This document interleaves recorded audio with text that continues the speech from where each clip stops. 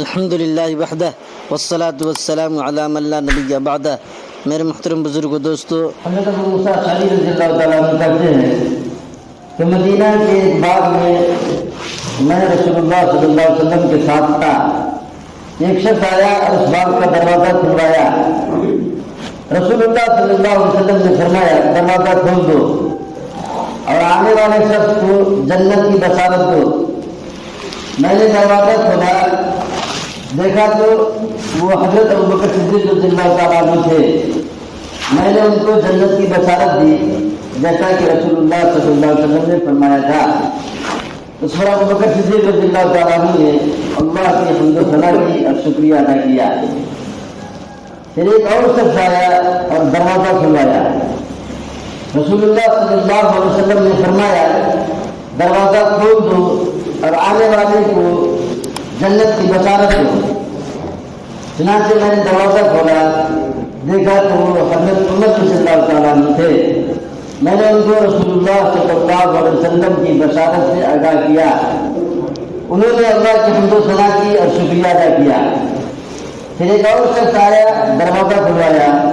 رسول اللہ صلی اللہ علیہ وسلم نے فرمایا دروازہ کھول دو اور ان مصائب پر جو اس آنے والے شخص کو پہنچیں گے اس کو جنت کی بشارت دو۔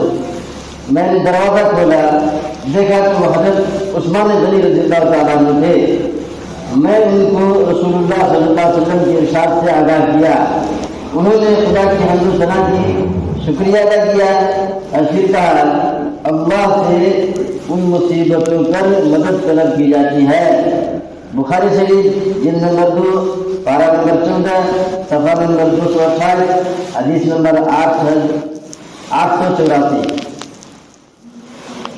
مسلم شریف حدیث نمبر 720، مشکاۃ شریف حدیث نمبر 5792۔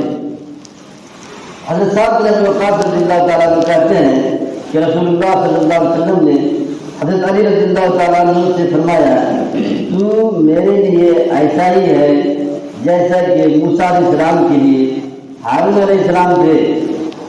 البتہ اتنا فرق ہے کہ میرے بعد کوئی نبی نہیں ہوگا، یعنی جس طرح ہارون علیہ السلام پیغمبر تھے تو پیغمبر نہیں ہو سکتا، اس لیے کہ میرے بعد کوئی نبی نہیں ہوگا۔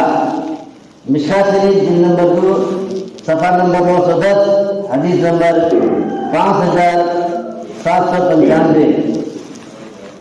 حضرت موسیٰ علیہ السلام کے ساتھ ساتھ ہارون علیہ السلام بھی نبی تھے، دونوں بھائی ہیں، ایک دم خاص بھائی ہیں۔ ہارون علیہ السلام عمر میں بڑے ہیں، موسیٰ علیہ السلام چھوٹے ہیں۔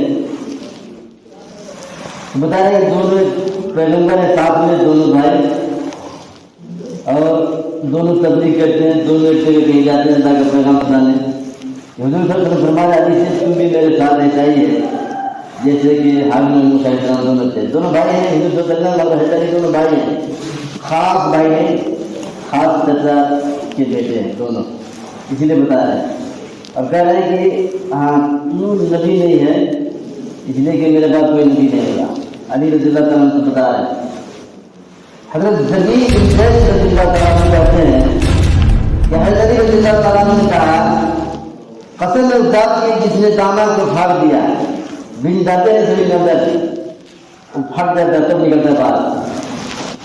ہمارے قسم اس ذات کی جس نے دانا کو پھاڑ دیا یعنی اگایا اور جی روح کو پیدا کیا کہ نبی امین صلی اللہ علیہ وسلم نے مجھ کو یہ حکم دیا اور یہ وصیت کی کہ مجھ سے یعنی علی رضی اللہ تعالیٰ عنہ سے صرف وہ شخص محبت رکھے گا جو مسلمان ہوگا، اور مجھ سے وہ شخص بغض عداوت دشمنی رکھے گا جو منافق ہوگا۔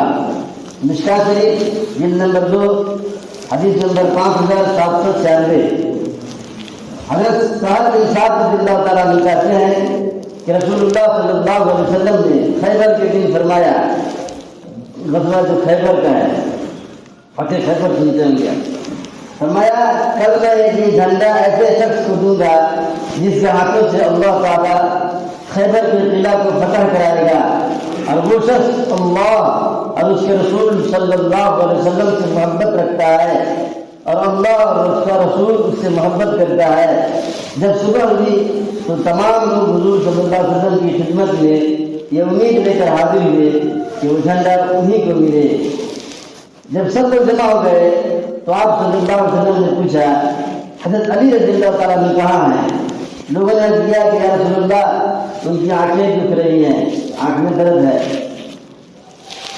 آپ صلی اللہ علیہ وسلم نے فرمایا کوئی جا کر ان کو بلا کر لاؤ۔ چنانچہ ان کو بلا کر لایا گیا۔ رسول اللہ صلی اللہ علیہ وسلم نے ان کی آنکھوں میں لعاب دہن لگا دیا۔ موبائل نکالے آنکھ میں لگا دیے۔ وہ آنکھ جو ہے اچھی ہو گئی، ایسی ہو گئی جیسے کہ پہلے سے کوئی پرابلم تھا ہی نہیں۔ پھر آپ نے ان کو جھنڈا عطا فرمایا۔ حیدر رضی اللہ عنہ نے کہا یا رسول اللہ صلی اللہ علیہ وسلم میں ان لوگوں سے یعنی دشمنوں سے اس وقت تک لڑوں جب تک وہ ہماری طرح مسلمان نہ ہو جائیں۔ آپ صلی اللہ علیہ وسلم نے فرمایا جاؤ اور اپنی فطری نرمی اور آہستگی سے کام لو۔ جب تم میدان جنگ میں پہنچ جاؤ تو پہلے دشمنوں کو اسلام کی دعوت دو، یعنی اسلام کی طرف بلاؤ، کلمے کی اہمیت سمجھاؤ، پھر بتلاؤ کہ اسلام قبول کرنے کے بعد ان پر اللہ کا کیا حق ہے۔ اللہ کی قسم اگر تمہاری تحریک اور تبلیغ سے اللہ تعالیٰ نے ایک شخص کو بھی ہدایت دے دی تو تمہارے لیے صرف اونٹوں سے بھی بہت زیادہ بہتر ہوگا۔ بخاری شریف نمبر 2 پارہ نمبر 14 صفحہ نمبر 233 حدیث نمبر 890، مسلم شریف حدیث نمبر 722، مشکات شریف حدیث نمبر 5797۔ ہماری محنت سے ایک آدمی راہ راست پر آ جائے تو سرخ اونٹ، آپ کو اونٹ سمجھ میں آ گیا کہ اس پر نہ محنت کی ہے، نہ اونٹ دیکھے ہیں، نہ اونٹ کی قیمت کا پتہ ہے۔ ہیرا سمجھو، 1 کیجی کا ہیرا اس سے زیادہ بہتر ہے۔ آپ کو ہیرا سمجھنا آئے گا، پیسہ سمجھنا آئے گا، سننا سمجھنا آئے گا۔ جو چیز دیکھیں گے زندگی میں کبھی دکھا جائے گا تو سمجھو 1 کیجی ہیرا سے بھی زیادہ بہتر ہے۔ آپ کی وجہ سے کوئی ایمان والا بن جائے، مسلمان ہو جائے، آپ کی محنت سے کوئی نمازی بن جائے، آپ کی محنت سے کوئی حافظ صاحب بن جائے، آپ کی محنت سے کوئی عالم بن جائے تو 1 کیجی ہیرا تو اس کا خیرات کرنے سے زیادہ ثواب ملے گا۔ اللہ تعالیٰ سب کو سمجھنے کی، عمل کرنے کی توفیق عطا فرما دے۔